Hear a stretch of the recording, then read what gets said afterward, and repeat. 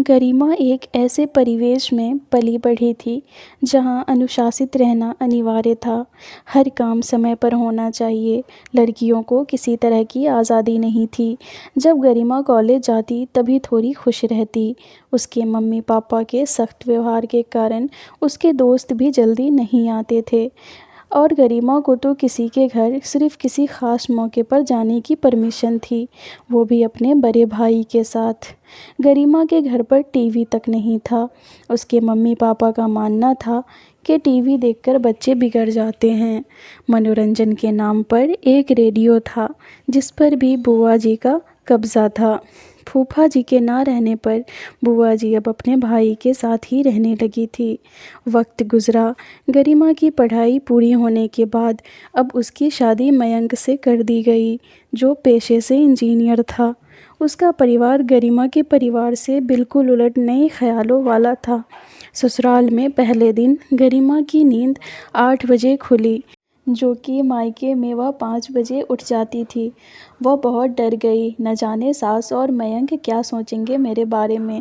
मन ही मन सोचकर जल्दी जल्दी तैयार हो रही थी, तभी गरिमा की सास उसके कमरे में आई। मम्मी जी, मुझे माफ़ कर दीजिए, मैं इतना लेट कभी नहीं उठती। आज न जाने कैसे मैं इतनी लेट उठी, मुझे कुछ समझ में नहीं आ रहा है। गरिमा सफाई देते हुए बोली। अरे बेटा, इतनी सफाई देने की ज़रूरत नहीं है, हम सभी भी 7 बजे उठते हैं और तुम्हें तो शादी की थकान भी थी। हम वीकेंड के दिन तो आराम से उठते हैं, तो तुम्हें माफ़ी मांगने की ज़रूरत नहीं। इसे अपना मायका ही समझो। गरिमा सास की बातों से सोच में पड़ गई और मन ही मन बुदबुदाते हुए कहा, काश मेरा मायका भी ससुराल जैसा होता। 1-2 दिन में सारे रिश्तेदार चले गए थे। दूसरे दिन रविवार था, तो सब अपने कमरे में सोए हुए थे। आज गरिमा अपने नियत समय पर उठ गई थी।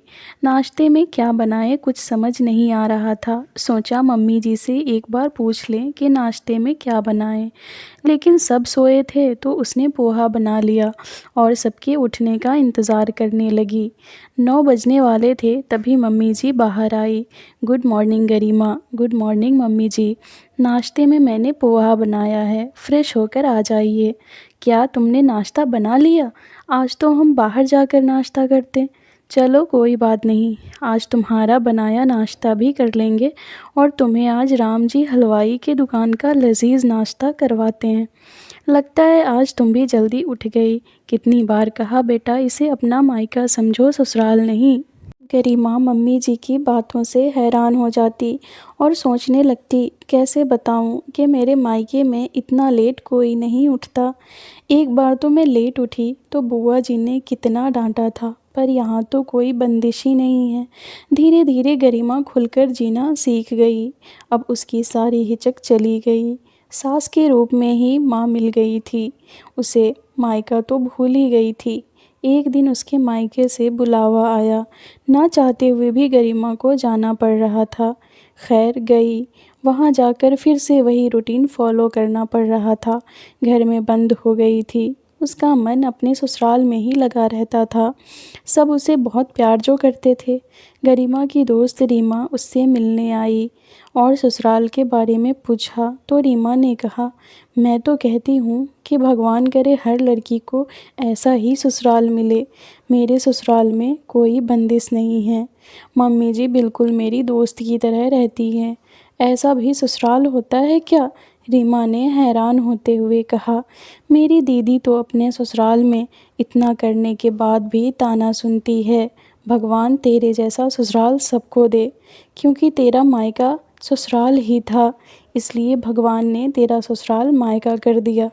सदा खुश रहो। दीपावली आने वाली थी। गरिमा की बुआ जी ने उसकी सास से कहा कि गरिमा को दीपावली में यहीं रहने दीजिए।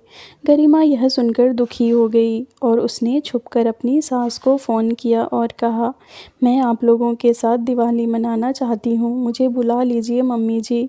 गरिमा की सास समझ गई कि गरिमा का वहाँ मन नहीं लग रहा है।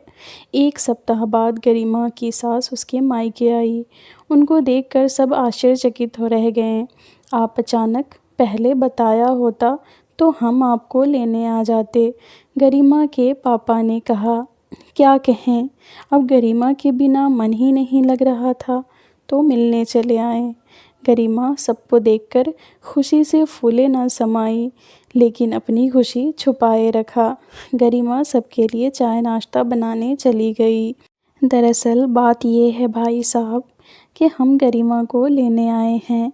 गरिमा के बिना हमारा मन ही नहीं लग रहा है, और इस बार सोचा बिना लक्ष्मी कैसी दीपावली, इसीलिए हम अपनी लक्ष्मी को लेने आ गए। गरिमा की सास ने कहा।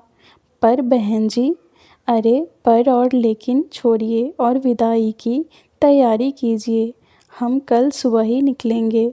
गरिमा जल्दी जल्दी अपनी पैकिंग में लग गई। तो फ्रेंड्स, उम्मीद करती हूँ आपको ये स्टोरी पसंद आई होगी। तो प्लीज़ वीडियो को लाइक करें, शेयर करें। चैनल पे नए हैं तो चैनल को सब्सक्राइब ज़रूर कर लें। कहानी सुनने के लिए आपका बहुत बहुत शुक्रिया।